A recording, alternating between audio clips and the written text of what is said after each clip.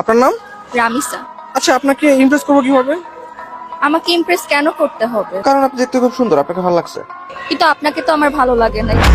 गजब बेइज्जती है। আপনার কোন ধরনের ছেলে পছন্দ? আমার যেরকম ছেলে পছন্দ আপনি সেরকম না। আপনার তো কোনো স্মার্টনেসই নাই। আর ছেলে হিসেবে আপনার একটু লম্বা হওয়া উচিত, যেটা আপনি না। স্মার্ট হতে হবে, সেটাও আপনি না।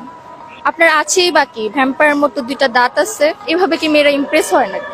আচ্ছা, তাহলে আপনার হচ্ছে আরো স্মার্ট ছেলে পছন্দ? হ্যাঁ, আমার আরো স্মার্ট ছেলে লাগে। যদি আরো স্মার্ট ছেলে হয় তাহলে আপনাকে কেন পছন্দ করবে?